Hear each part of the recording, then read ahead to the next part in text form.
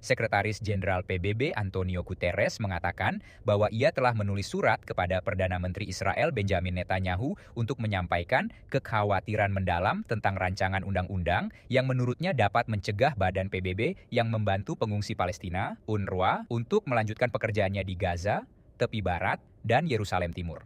UNRWA atau Relawan Kemanusiaan PBB selama ini menyediakan makanan, perawatan kesehatan, pendidikan, dan layanan lainnya kepada warga Palestina. Dan sejak perang, lembaga ini semakin sangat diperlukan dan tidak tergantikan, kata Guterres.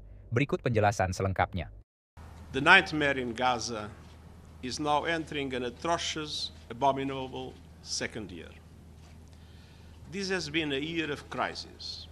Humanitarian crisis, political crisis, diplomatic crisis, and a moral crisis. In the midst of all the upheaval, UNRWA, more than ever, is indispensable.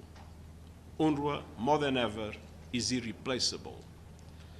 That is why I've written directly to Israeli Prime Minister Benjamin Netanyahu to express profound concern about draft legislation that could prevent UNRWA from continuing its essential work in the occupied Palestinian territory.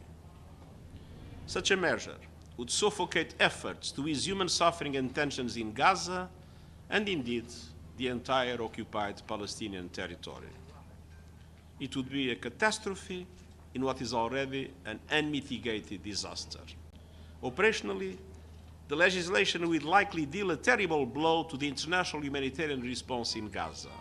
Without UNRWA, the delivery of food, shelter, and health care to most Gaza's population would grind to a halt.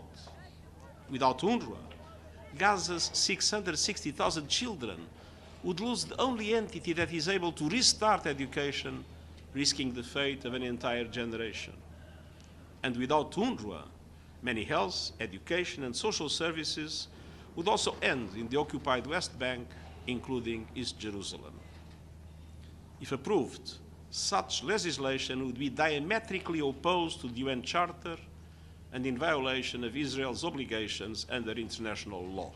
And politically, such legislation would be an enormous setback to sustainable peace efforts and to a two-state solution, fanning even more instability and insecurity.